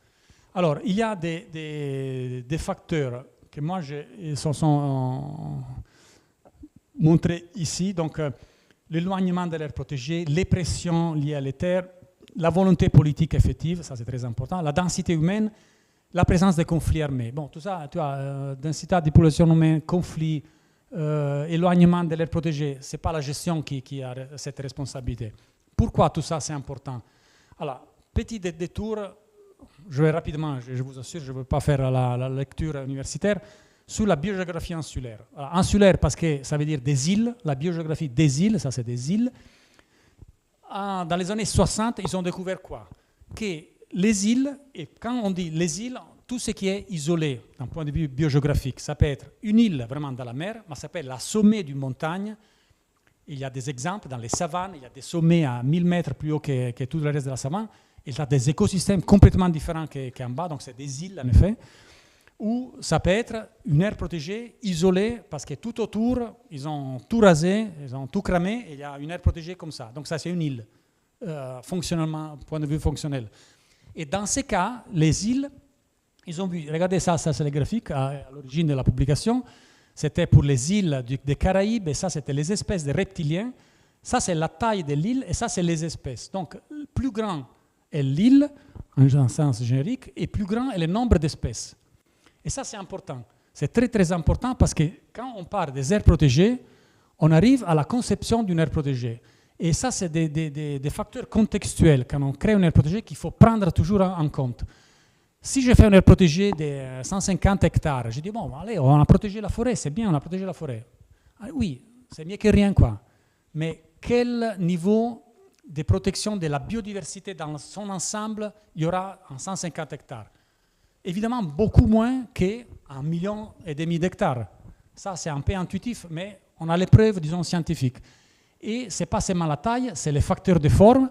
Une aire protégée très, très allongée comme ça a beaucoup plus de périmètre par rapport à une aire protégée carrée ou ronde. La connectivité et la proximité de pression humaine. Cette carte, c'est la carte que toute la planète connaît, au moins le nom, c'est le Serengeti. Même si tu vas en Papouasie ou au Chili, tu parles de Serengeti, ah oui, je sais qu'est-ce que c'est, les nus, la plus grande migration de la planète, tout ça. C'est un patrimoine de l'humanité. Et vous voyez que le Serengeti, ce n'est pas un parc national, c'est ça, la Game Reserve, l'autre parc national, les zones de chasse, les zones de réserve communautaire, les zones de forêt, Donc, tout ça, ça veut dire quoi? Regardez la taille, 200 km² sur 250 km², plein d'aires protégées, plein de connexions, et une forme plus ou moins, oui, un peu coupée, mais quand même, un gros bloc comme ça. Et voilà, entre Kenya et Tanzanie. Donc, ils ont fait un truc balèze. Donc, ça tu vois, c'est une aire protégée qui a été pensée pour dire, OK, on doit préserver quelque chose qui est la grande migration, la plus grande, la deuxième, ils ont découvert que c'est la deuxième plus grande migration de la planète, parce que la plus grande, c'est au Sud-Soudan. Et donc, qu'est-ce qu'ils ont fait? Ils ont adapté l'aire protégée aux valeurs qu'ils voulaient protéger, plutôt de faire l'envers. Autre exemple, ça aussi, c'est des aires protégées où j'ai travaillé. Là, ils ont fait l'envers. Qu'est-ce qu'ils ont dit là? Ici, il y avait ces bouts des trucs là. C'était les restes d'une plus vaste réserve. C'est ça qui restait. Ils ont déclaré ça parc national. Mais regardez ça. Tout autour, il n'y a rien. Cramé complètement. Agriculture, élevage à fond. Il y a un petit aire protégé comme ça, avec une forme très, très bizarre. Vous pouvez imaginer la valeur écologique de cette partie-là, de laquelle il n'y a rien, quoi. Évidemment, il n'y avait rien. On a fait l'inventaire aérien ici, on ne voyait rien, que des bœufs, quoi. Donc, il y avait un peu de faune seulement au milieu. Par rapport à ça c'est le complexe, le trinational de la Sangha. C'est un complexe d'air protégé entre 3 pays, le Congo, le Cameroun et la RCA. La Sangha, c'est le fleuve qui traverse ici, nord-sud, les complexes. Et regardez, voilà, ça, c'est la même mesure. C'est 100 km, ça, c'est 100 km. J'ai mis ça ici. Ça, c'est énorme. Plein de connexions entre différents aires protégées qui se connectent avec d'autres, avec des réserves et tout. Donc, évidemment, la capacité de protéger, de préserver un certain nombre d'espèces ou d'écosystèmes de ces complexes est 1000 fois plus élevée qu'une aire protégée comme ça. Et ça, tu peux faire la plus belle gestion que tu veux. En effet, il y a un ONG qui est en train de faire un très bon travail de gestion, mais à un moment donné, il y a une limite structurelle de l'aire protégée. Et donc ça, c'est très important quand on fait la conception des aires protégées, la connectivité et tout ça. Et c'est pour cette raison que, et ça, j'arrive, vous savez qu'est-ce que c'est ça? Qui reconnaît Hein? Donc ça, c'est la forêt, la réserve, pardon, des fonds d'Abdoulaye, et qui a une belle forme, c'est pas très grand. Et quel est le modèle? Justement là, tout ça en jaune, c'est les forêts communautaires. Et donc, travailler pour ajouter des forêts communautaires autour, ça veut dire quoi? Essayer d'augmenter la taille, donc diminuer les effets de bordure, donc l'impact humain directement sur la réserve, les connaître ici. Maintenant, la frontière est juste ici, hein. On coupe la photo, la frontière avec le Bénin. Il y a un gros parc qui est en train d'être créé là. est-ce qu'on pourra trouver une manière de connecter ça? Alors là, si on trouve la connectivité, on augmente la taille, on diminue les effets bordures, peut-être on va négocier avec les communautés pour créer des forêts communautaires là-dessus. Donc ça, c'est quoi? C'est le concept pour éviter qu'Abdoulaye reste une île au milieu, tu as des champs de soya et de maïs. Parce que même si on arrive à faire une super gestion d'Abdoulaye, une île parmi les champs, c'est difficile de préserver toute la biodiversité dedans. Déjà, les éléphants sont partis. Il y a un éléphant, parce que justement, sur 300 km², tu ne peux pas avoir 1000 éléphants. C'est impossible. Et donc, il y a déjà la grande faune, c'est une difficulté, mais un peu tout, ça va être plus difficile à protéger. Donc, ces modèles, en effet, c'est pour limiter l'effet île d'une aire protégée. On arrive à la fin. Les principaux facteurs de gouvernance qui ont une influence sur la réussite d'une aire protégée. On a dit gouvernance efficace. Je saute les deux, je vous dis pourquoi. Gouvernance efficace. Capacité et volonté politique, ça c'est très important. Les pays qui ont une vraie volonté politique de faire les choses, ils obtiennent des résultats. Parce que la communauté internationale est là, les fonds sont là, ça c'est très important. Et donc un cadre politique et, disons, réglementaire aussi, national et régional. La gouvernance efficace. Ça, les deux points-là, gouvernance inclusive, équitable et perception positive au sein de la communauté, ça c'est clé. Parce que ça, c'est les deux points qui fait que, c'est-à-dire qui arrivent à réduire les conflits entre l'aire protégée et les populations riveraines, qu'il y en a toujours. Pas dans tous les pays, hein, même chez nous, parc national en Italie, il y a les conflits avec les populations riveraines, parce qu'il y a les loups qui bouffent les moutons et donc les conflits, les ours, les machins, donc il y a toujours un conflit. Mais si la gouvernance est équitable et si la gouvernance arrive à donner une perception positive au sein de la communauté, ça aide beaucoup. C'est des points vraiment très, très importants. Alors, les éléments qui déterminent la réussite, ça c'est un peu un résumé si vous voulez. Alors, si on veut atteindre une amélioration de la situation écologique, l'exemple des Akuma, toutes les populations, boum, qui remontent, l'expérience a montré, en Afrique, disons, au moins pas dans les pays africains, que la gouvernance partagée privée et la gestion des délégués ou privés, disons, privé pour le Togo, on peut oublier, mais la gouvernance partagée et la gestion déléguée, c'est les modèles qui donnent les meilleurs résultats en termes d'amélioration écologique. Ça, on l'a vu. En moyenne. L'exemple de Saint Parks, c'est un peu l'exception, mais la plupart des pays, ça. Si on veut viser à la réussite, non, nous on veut viser à tout, mais disons, en ce qui concerne la réussite économique et les bénéfices pour les riverains, la même chose, gouvernance partagée, gestion déléguée, parce que augmentation des budgets, utilisation des budgets pour les projets communautaires, pour le développement communautaire. Ça, il n'y a pas de photos, mais largement, quoi. Acceptabilité sociale. Bon, ça, évidemment, c'est très important, et la gestion directe par les communautés locales, c'est le meilleur modèle pour avoir une totale acceptation sociale, parce que c'est eux-mêmes qui acceptent eux-mêmes. Donc là, il n'y aura pas de discussion. Il n'y a pas de conflit entre eux-mêmes et eux-mêmes. Donc, ça veut dire qu'il n'y a pas de conflit entre l'aire protégée et la communauté locale. C'est eux-mêmes qui la gèrent. Ça, c'est très important. Le respect des droits. Des droits dans tous les sens, pas seulement les droits humains comme ça, mais aussi la corruption. S'il y a la corruption, il n'y a pas de respect des droits. Donc, tous ces aspects, les meilleurs modèles, encore une fois, la gestion déléguée ou la gestion directement par les communautés locales. Voilà, ça c'est un peu résumé. Et voilà, on termine. Ça c'est la photo, la carte et toutes les aires protégées de la planète. Mais ce n'est pas comme ça. Malheureusement, tous les verts qu'on voit ici, quand on va dans les détails, c'est un petit pourcentage. Bon, merci pour l'attention.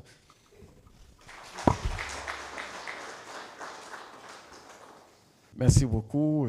Ma question va à l'endroit des spécialistes des parcs au Togo pour comprendre quelle est la situation aujourd'hui des parcs sur le plan national et des réserves sur le plan national.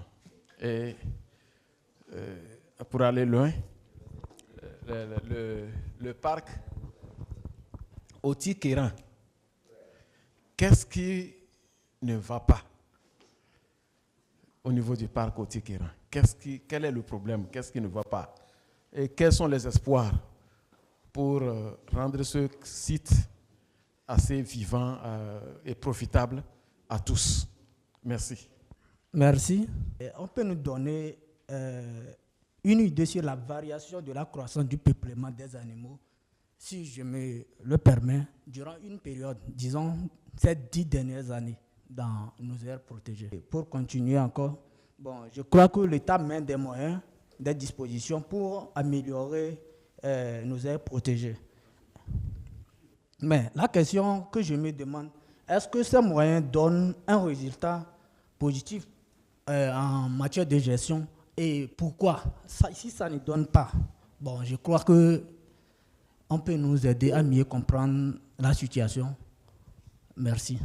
Merci beaucoup, Andrea, pour la présentation. Je pense que c'était plus un cours, hein? C'était plus un cours ou bien un cours de master sur la gestion des aires protégées. Bon, moi, j'ai juste une petite question pour comprendre quelque chose. En matière de délégation de gestion, qu'est-ce que, je ne sais pas comment on l'appelle, hein, c'est le délégataire, non? C'est-à-dire, bon, entre l'État et peut-être une fondation. Souvent, qu'est-ce que le délégataire gagne? Est-ce que le délégataire exploite l'aire protégée? Puisque, bon, nous, on n'a pas eu la chance de vivre un peu ce que Franz Weber a fait pour mieux comprendre. Je voudrais comprendre, est-ce que le délégataire exploite l'aire protégée? Est-ce qu'il exploite les ressources? Ça, c'est un. Bon, l'autre question qui est également liée à ça, qu'est-ce qui amène les gouvernements ou bien les autorités, pas seulement au Togo, hein, à être un peu réticents ou bien hésitants à déléguer la gestion des aires protégées? Merci beaucoup. Bon, la première préoccupation, je profite de la présence des acteurs de la gestion des aires protégées dans la salle pour poser la question sur, bien la préoccupation sur la connectivité de nos aires protégées actuellement. Je mets juste un focus sur le parc Fazao Alpha Kassa et puis l'aire protégée, le parc national Otikiran Mandouri. Je crois savoir qu'il y avait eu un projet pour veiller à la connectivité de ce parc avec le parc Pendjari pour aller jusqu'au Niger. Où en est-on par rapport à ce projet? Donc la connectivité de nos aires protégées actuellement, quelle est la situation? En fait, c'est la même préoccupation que la préoccupation du professeur. Bon, la seconde question, elle a trait avec la question de mon prédécesseur. Moi, je voulais voir exactement, parce que je n'arrive pas à bien cerner, quelle est la différence entre la cogestion et puis la délégation de gestion avec gouvernance partagée. Vraiment, si vous pouvez nous donner des exemples précis qui nous permettent de faire le distinguo entre la cogestion et la gouvernance, la délégation de gestion avec gouvernance partagée. Je vous remercie. Ma préoccupation, c'est celle qui retient un peu mon attention. Au vu de la présentation de M. Andrea, je me suis posé une question. Est-ce que cette communication a été faite au niveau du ministère de l'Environnement et des Ressources forestières, au niveau des cadres du ministère de l'Environnement et des Ressources forestières? Si oui, quelle est la réaction de ces cadres-là par rapport à la présentation-là? Parce que tout ce que Andrea dit, j'avoue que je m'interroge sur la gestion de nos aires protégées ou sur la vision qu'on est en train de s'assigner par rapport à sa gestion. Et voilà, c'est une préoccupation plus globale. Je reste là, merci.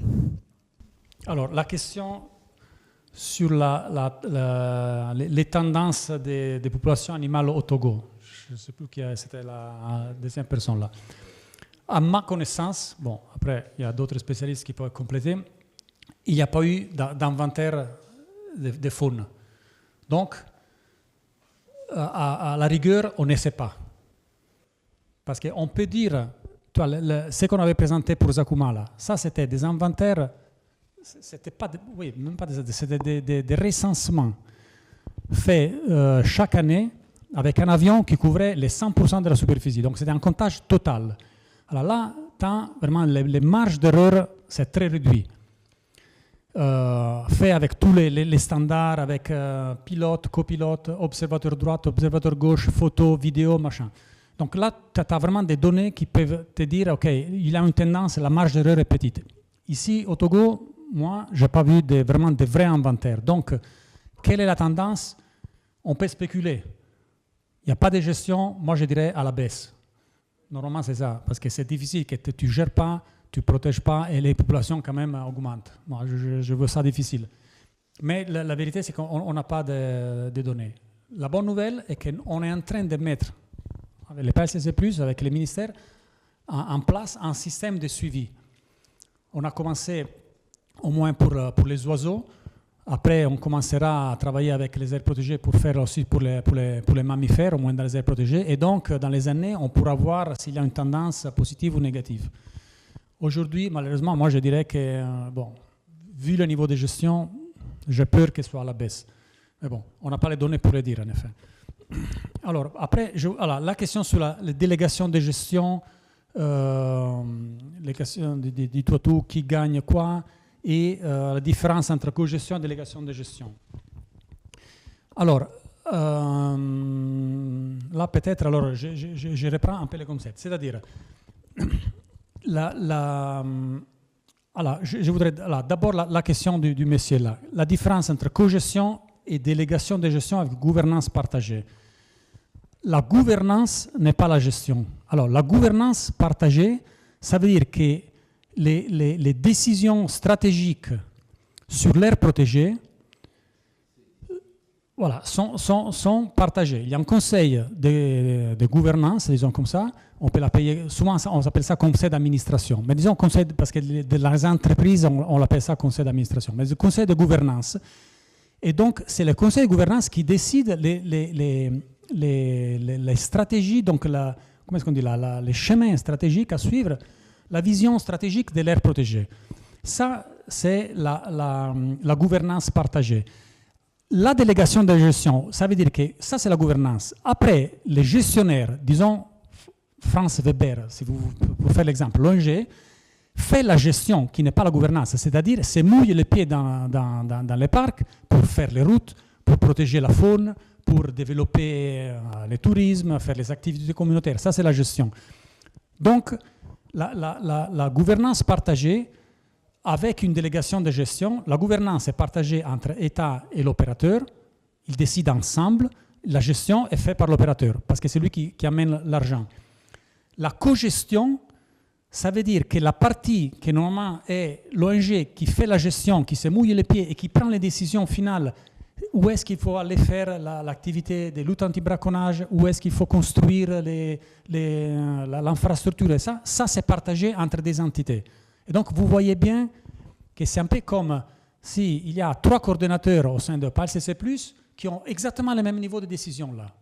Mais qui décide quoi? À un moment donné, tu vois, dit ok, alors c'est toi qui décides. Non, c'est pas moi. Une chose n'est pas faite. Ah non, mais c'était lui qui devait décider. Et non, moi je pensais que c'était l'autre. Tu vois, ça peut pas marcher. La gestion partagée, c'est vraiment difficile. Pour la gestion, il faut avoir une personne qui est le chef, avec son équipe et tout, qui décide. Une seule tête. La gouvernance, ça peut être partagé. Comme c'est partagé dans beaucoup de contextes. Mais ça, c'est la prise de décision stratégique. Voilà. Et la délégation de gestion, alors, dis-toi tout, tu demandais qu'est-ce que l'ONG gagne. Alors, et si l'ONG exploite quelque chose. Alors, l'ONG qui gère une aire protégée parce qu'il y a eu une délégation par l'État.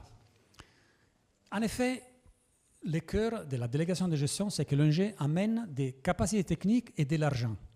Mais tout ce que l'ONG fait est appliquer les lois de l'État. C'est un parc national. Les lois de l'État disent que là, il faut protéger. Ils protègent. On ne peut pas exploiter, on ne peut pas exploiter. La délégation de gestion que tu penses, c'est plutôt la délégation de gestion d'une concession forestière. Alors là, c'est exactement la même chose. C'est une délégation de gestion. Qu'est-ce que la loi prévoit pour une concession forestière? La coupe sélective de certains volumes de bois, de certaines essences comme ça. L'opérateur fait ça. Il applique les lois de l'État. Donc, tout ce qu'il lui fait, c'est exactement appliquer les lois de l'État. Et dans beaucoup d'aires protégées, il y a un questionnaire sociologique, il y a un nom particulier, mais non, disons une espèce de questionnaire sociologique qui est fait dans les populations riveraines. Et il demande plein de choses, non? Qu'est-ce que vous pensez de l'aire protégée, de la gestion Une chose qui toujours ressort, c'est que toutes les populations riveraines reconnaissent que l'aire protégée avec une délégation de gestion est une des rares zones dans les pays où la loi est appliquée à 100%. Parce que les délégataires, il est obligé d'appliquer les lois à 100%, mais vraiment dans les détails. Or, ailleurs, il y a toujours une flexibilité. Tu as les policiers, oui, un peu flexibles, le gouvernement local, un peu flexible. Et donc, en effet, là où il y a une délégation de gestion, souvent, c'est là que la loi est appliquée à 100%. Donc, l'opérateur, il est censé exploiter quelque chose parce que la loi dit que le gestionnaire des aires protégées peut exploiter. À la limite, il exploite. Ça n'arrive jamais. Ce n'est pas ça le cas. Les aires protégées, on n'exploite pas. Donc, je te dis non.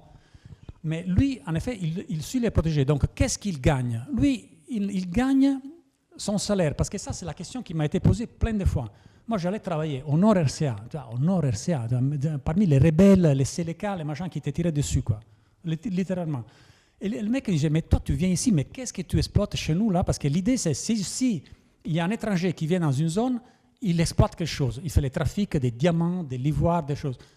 Nous, on est là pour notre salaire, c'est tout. Je sais que c'est un concept, parfois, tu te dis, mais pourquoi tu ne restes pas chez toi? Non, parce que moi, c'est mon travail, j'aime bien j'aime bien faire ce travail. En effet, l'ONG gagne leur salaire et le fonctionnement de l'ONG, bien sûr. Mais tous les budgets d'une délégation de gestion est hyper transparent. C'est-à-dire, il y a une audit par an et tout le budget est présenté et discuté au sein du conseil de gouvernance une ou deux fois par an, ça, selon les accords, une ou deux fois par an. Donc, tout le budget est présenté, qu'est-ce que les bailleurs ont donné, qu'est-ce que j'ai dépensé, quels sont les revenus du tourisme et donc la partie du tourisme qui est réinjectée pour la gestion de l'aire protégée. Donc, c'est une ONG, donc il n'y a pas de gain. Donc, ce n'est pas une entreprise privée. Donc, on ne peut pas avoir un profit. Et donc, en effet, c'est les prestiges et les salaires des gens qui travaillent dans l'ONG. Je sais que les gens ne croient pas, disent non, ben ok, ça c'est la façade, mais il y a des trafics derrière. Je dis, il n'y en a pas. Pourquoi sont réticents? Alors, moi je pense que souvent, ils n'ont pas compris exactement qu'est-ce que c'est la délégation de gestion. Parce que les premières choses qu'ils te disent, il y a la délégation de gestion égale perte de souveraineté. Alors, c'est pas vrai, c'est-à-dire la perte de souveraineté. C'est-à-dire, c'est comme si tu penses qu'un exploitant forestier, c'est une perte de souveraineté de l'État parce que lui est en train d'exploiter la forêt avec un contrat légal, avec tous les accords avec les ministères. Où est la perte de souveraineté, quoi? Toi, la souveraineté, c'est si le gestionnaire fait ce qu'il veut dans l'espace qu'il considère son espace à lui. Alors là, c'est une perte de souveraineté, mais c'est l'opposé. La gouvernance reste étatique ou partagée. Lui, il applique les lois de l'État, les règlements de l'État.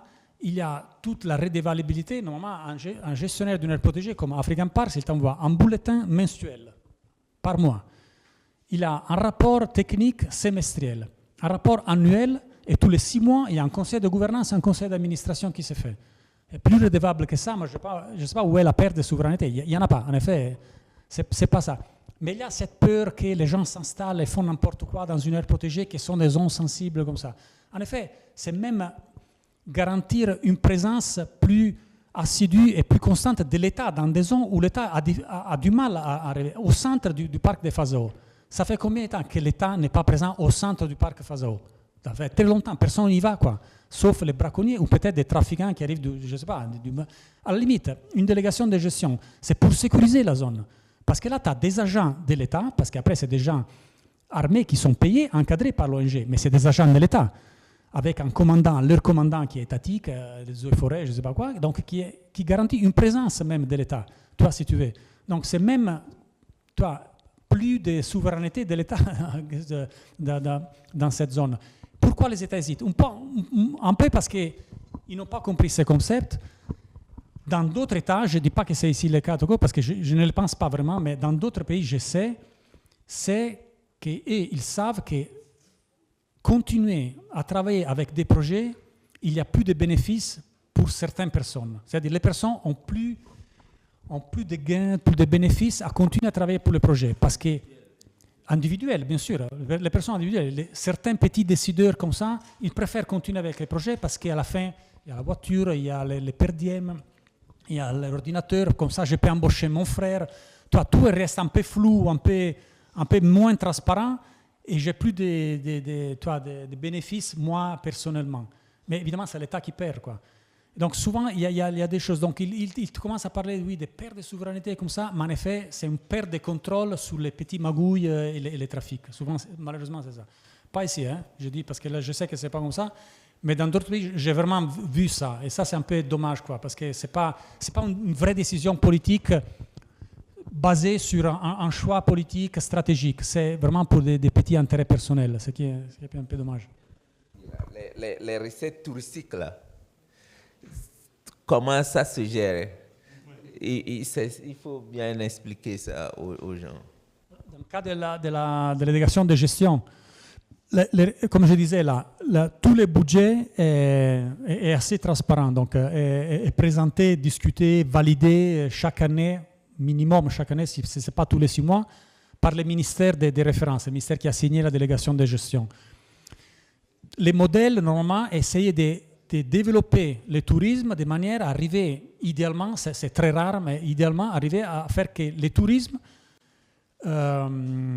finance entièrement le fonctionnement de l'aire protégée. Comme ça, comme je disais pour les Kruger, quoi, 1 million de visiteurs, tu imagines, c'était des centaines de millions de dollars par année, quoi. Et tu te détaches de la nécessité de demander l'argent à des bailleurs, à des choses.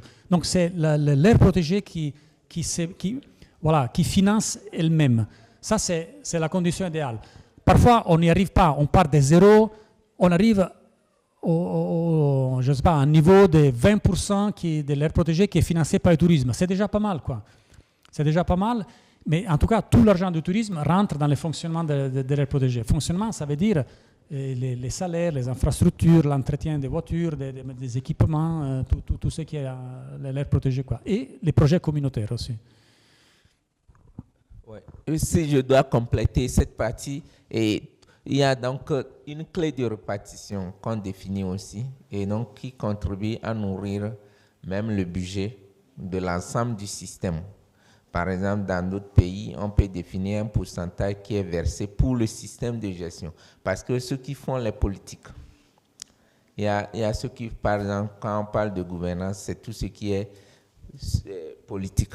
Et la question aussi du recrutement, le personnel, ça veut dire qu'on recrute du personnel national qui est payé par l'ONG et ça fait beaucoup d'emplois créés au niveau de la délégation de gestion, mais avec de vrais salaires, hein, parce que ces structures ont des standards assez élevés où les gens gagnent de gros salaires, hein, mais souvent c'est des ONG spécialisées dans le domaine, mais qui ne font pas un profit.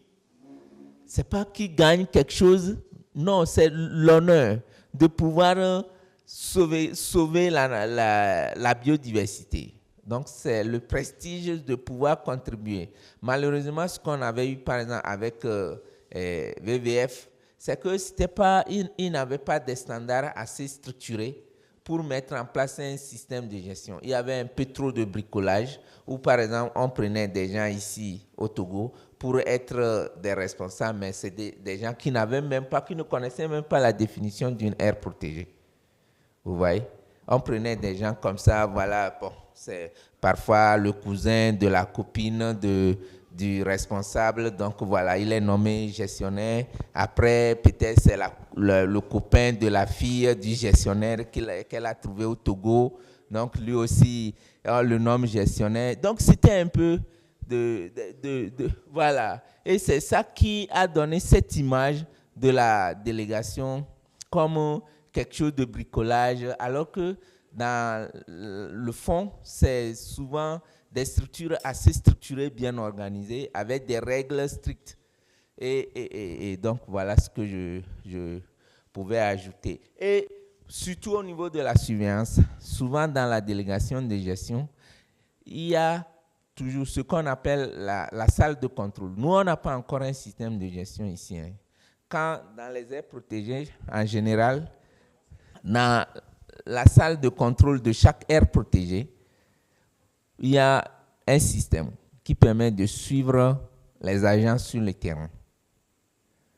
C'est-à-dire que si on veut vraiment gérer, si on met en place un système de gestion, on met en place un système de contrôle, comme on voit à l'écran là. Et donc, vous êtes là, vous visualisez les mouvements de tous les gens qui sont sur le terrain.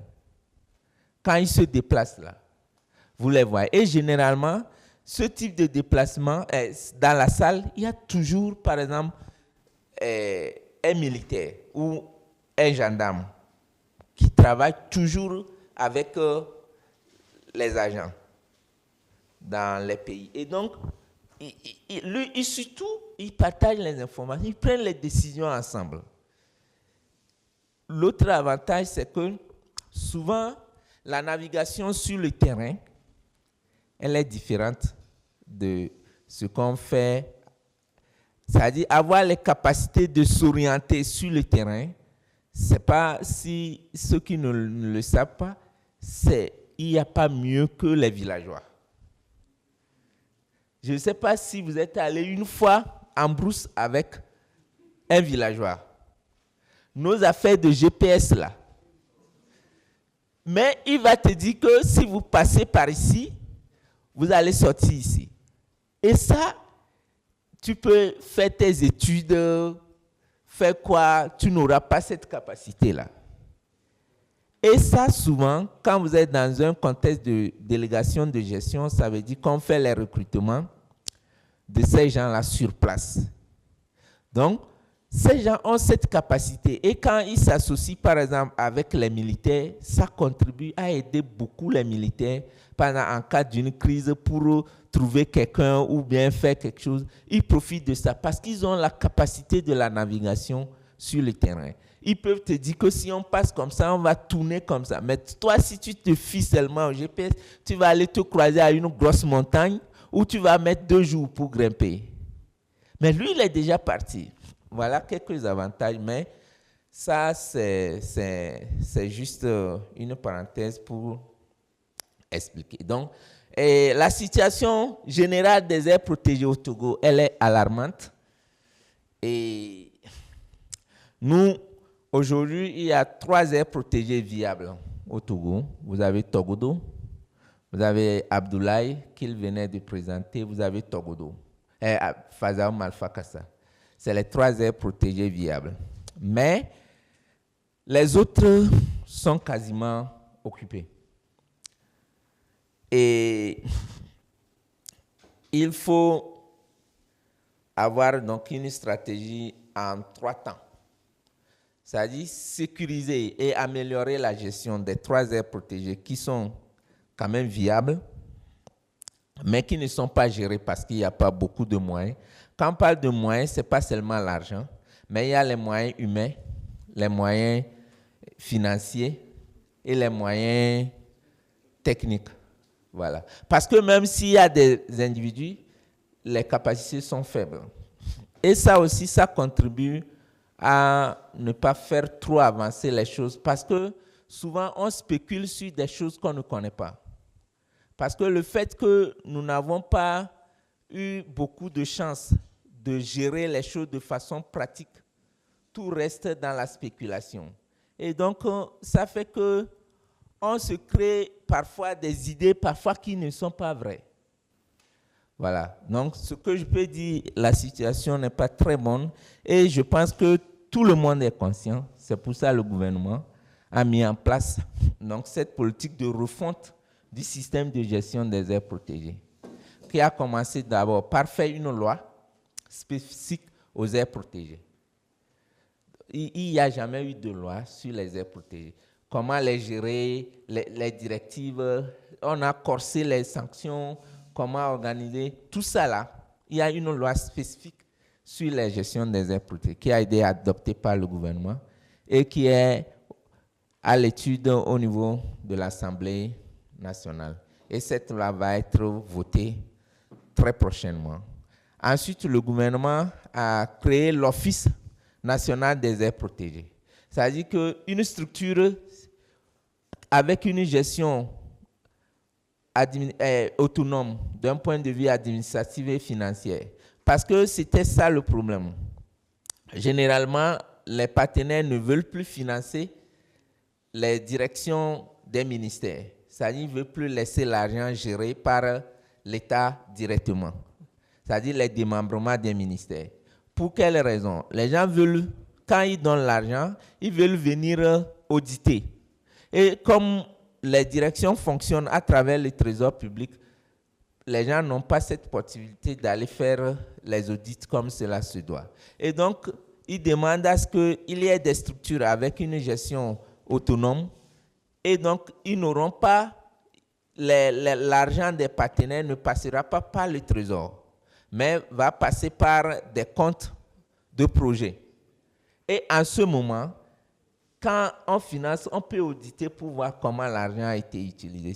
C'est quelque chose de très facile, mais qui a beaucoup d'implications. Et donc, le gouvernement a répondu favorablement à cette décision qui a amené à créer par un décret l'Office national des aires protégées. Et c'est sur ça que nous travaillons.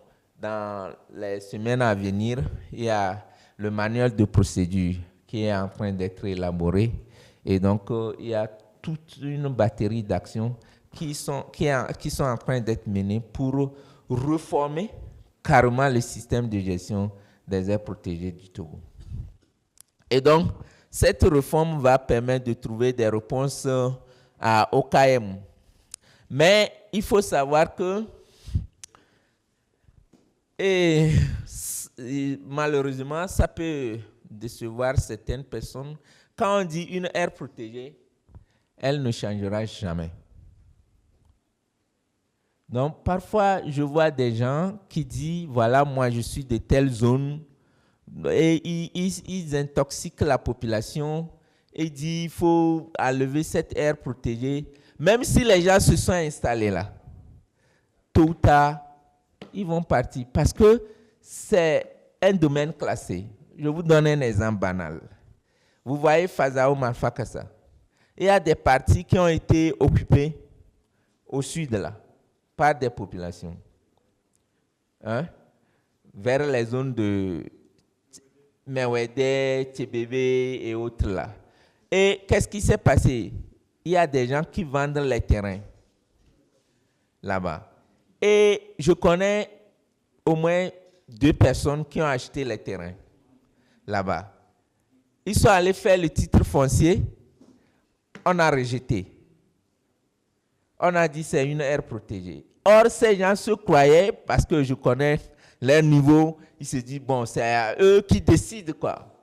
Et là, ils sont allés, ils ont vu qu'il y a l'État dans l'État. Donc, c'est pour vous dire que c'est inutile. Tôt ou tard, donc cette zone-là, même les gens qui sont installés, ils n'ont pas le droit même de vendre le terrain. Ça veut dire qu'on ne leur reconnaîtra jamais la propriété de la terre. Parce que c'est inaliénable, c'est ça, non? C'est le terme, ça. Voilà. Et donc, c'est pour vous dire que parfois, on ne donne pas les vraies informations. Et vous voyez ça. Donc, OKM reste toujours à récupérer et je suis sûr que ce serait récupéré tôt ou tard. Et l'autre chose, les financements de l'État. Oui, il y a des financements de l'État, mais pour vous dire la vérité, c'est très faible par rapport aux besoins. Et c'est comme nous, on appelle ça comme, il y a une loi en écologie, c'est l'effet des petites actions. On appelle la loi de l'effet des petites actions. C'est-à-dire que parfois on fait des choses qu'on estime que leur impact est faible.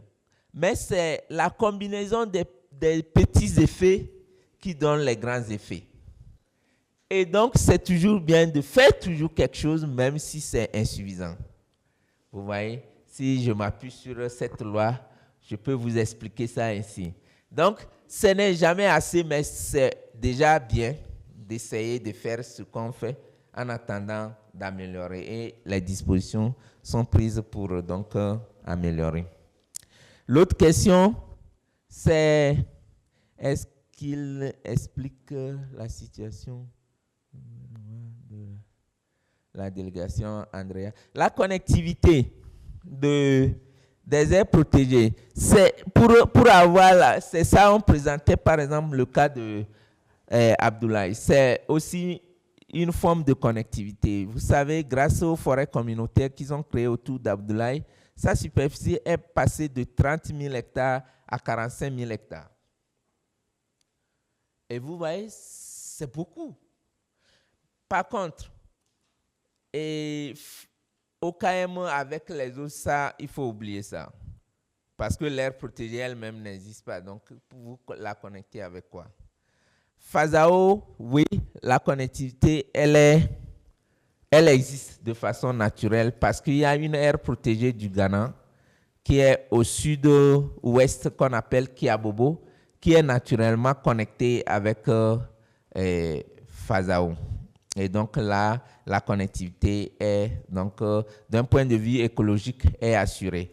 Togodo, on a la connectivité normalement avec le mono, mais malheureusement, du côté Bénin, il n'y a pas d'aire protégée à ce niveau-là. Donc, la connectivité ne peut se faire que avec des petites forêts communautaires qu'on a le long du fleuve Mono. Et là, il faut bien gérer donc, le long du fleuve Mono pour créer cette connectivité et même et surtout en bas. Mais il y a des petites forêts et c'est pour ça que le gouvernement s'est donné comme priorité pour la plupart des projets qui sont en train de venir.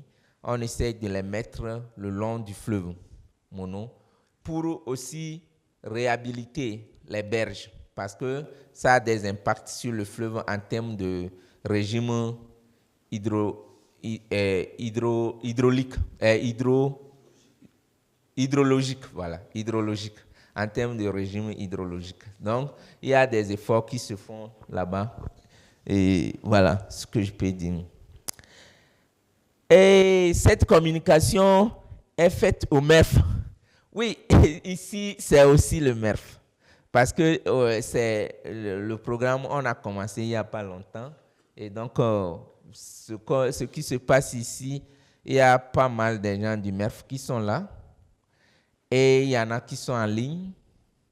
Et nous travaillons au sein du ministère. Donc, le partage est là. Par exemple, les experts, M. Andrea qui est ici, c'est un expert de très, très haut niveau avec beaucoup d'expérience de terrain. Ce n'est pas l'expérience de bureau. Hein. Et ça fait plus de 30 ans, non, qu'il est en Afrique. Donc, il connaît tous les pays. Il a fait beaucoup d'aires protégées. Il a beaucoup d'expérience à partager. Donc, pour nous, c'est une mine d'or. Et donc, si on a besoin d'une question, il est là pour ça. Si c'est sur ces questions, c'est mieux de rester avec lui que d'aller faire les études dans une université. Non, c'est vrai. Hein? Ouais? Non, moi je ne vous mens pas. Moi, je peux vous donner mon exemple personnel. J'ai fait avec un monsieur, un Allemand, qui avait fait aussi déjà 30 ans, parce qu'il est venu en Afrique avant ma naissance. Oui, il s'appelle Udo Lang. Et c'est grâce à lui que aujourd'hui je peux parler des aires protégées. Parce qu'il a fait beaucoup de pays et il a beaucoup d'expérience. Et j'ai fait avec lui 5 ans. Et c'est en le suivant, en discutant, que tu acquiers beaucoup de choses. Parfois, tu te rends compte que, bon, c'est vrai, hein, si je vous dis, on apprend mieux par la pratique que par les théories où on lit des choses, où on fait beaucoup d'échanges. Donc, lui, il est là pour nous, on doit profiter au maximum. Sur tous les points, si quelqu'un a une question, il peut toujours s'adresser à lui et il est assez disponible. Il est là pour répondre et expliquer les choses. Seulement, il est aussi sincère. Il ne va pas te dire quelque chose parce qu'il veut te plaire. Ça, c'est aussi ça. Quand quelqu'un est comme ça, tu peux avoir le meilleur, le maximum de cette personne. mais pas quelqu'un qui te dit quelque chose parce qu'il veut te tromper, il veut te montrer qu'il est ami. Non, c'est ce que je peux dire. Voilà, donc nous sommes là pour tout le monde, du moins au Togo, pour aider à faire avancer ces questions-là. Je vous remercie. Le PALCC+, agir ensemble pour la biodiversité et le climat.